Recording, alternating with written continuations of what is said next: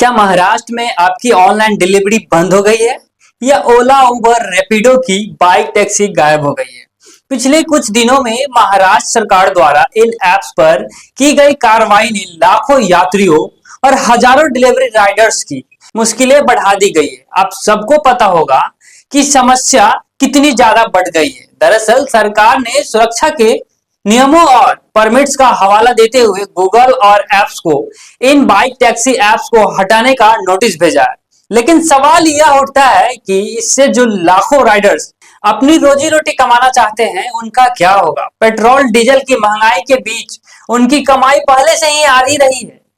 आप सबको पता होगा कि किस तरह से गिग वर्कर धूप में काम करते हैं, बरसात में काम करते हैं और रात में भी काम करते हैं और आधा आधा पेट खाकर गिग वर्कर लोग काम करते हैं। लेकिन होता क्या है उन लोगों के साथ? पेट्रोल डीजल की महंगाई हर बार बढ़ती है। जब जब कुछ होता है देश में तो पेट्रोल डीजल की महंगाई बढ़ती है और इसका असर सीधे आम लोगों पे पड़ता है, आम जनता पे पड़ता है। और इस बार तो जो गिग वर्कर है उन पे तो बहुत ही ज्यादा पड़ा है। अब उन लोगों का जो कमाई है वो खुद आधी थी। अब पेट्रोल डीजल का दाम बढ़ने पर एप्लीकेशन जो भी कंपनी है वो उसका रेट नहीं बढ़ाया, लेकिन पेट्रोल डीजल का तो दाम बढ़ गया। अब गिग वर्कर क्या करेंगे? कहां से पेट्रोल डालेंगे? जो पेट्रोल डालते थे उसमें ही थोड़ी मोरी कुछ पैसे जो बच जाते थे उससे अपना गुजारा करते थे। लेकिन अब पेट्रोल महंगा होने के कारण सब रोड पे आ गए। महाराष्ट्र सरकार ने ऐप को बंद करने के लिए, जितने भी गिग वर्कर का ऐप है बंद करने के लिए उन्होंने एक एप्लीकेशन भी दे दिया।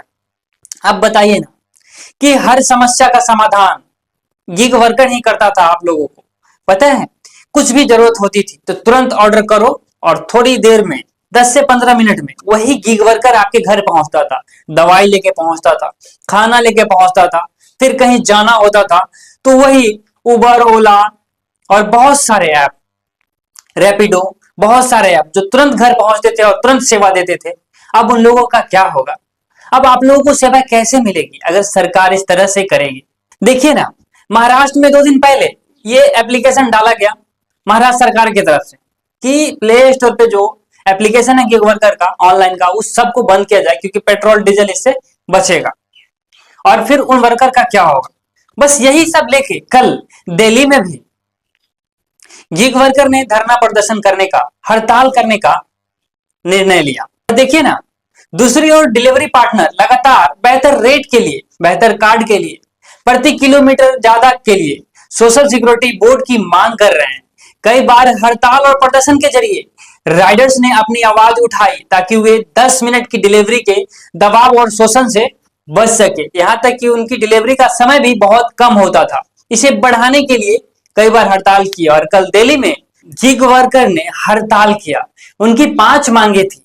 20 रुपए प्रति किलोमीटर रेट लागू हो, पेट्रोल डीजल महंगाई के हिसाब से भुगतान बढ़ाए, डिलीवरी चार्ज और इंसेंटिव में बढ़ोतरी हो, ईंधन खर्चा भी कंपनी उठाए और कंपनियों के लिए सरकारी गाइडलाइन बने। सरकार को समझना होगा कि बिना किसी ठोस वैकल्पिक व्यवस्था, अल्टरनेटिव ट्रांसपोर्ट और राइडर्स के लिए एक निष्पक्ष नीति के ऐसे प्रतिबंध बैन्स केवल आजीविका को प्रभावित करेंगे। क्या आपको लगता है कि सरकार को पूरी ऐप बैन करने के बजाय इनके लिए कोई ठोस नीति बनानी चाहिए?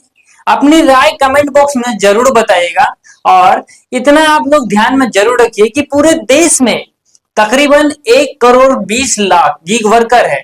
अगर इसी तरह से महंगाई बढ़ती रही और पेट्रोल डीजल खास करके, तो जो गिग वर्कर है जो बाइक से राइडिंग करते हैं या फिर जो जोमेटो से फूड डिलीवरी करते हैं या फिर जो आपके घर तक आते हैं और आपको एक सेफ जगह तक पहुंचाते हैं, उबर हो गया, रैपिडो हो गया, ओला हो गया, बहुत सारा एप्लीकेशन, तो फिर उन लोगों का क्या होगा? वो लोग कैसे जिएंगे?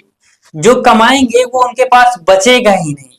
अगर ऐसे ही हमारे देश में महंगाई बढ़ती रहे तो आम जनता का क्या होगा? पूछता है भारत।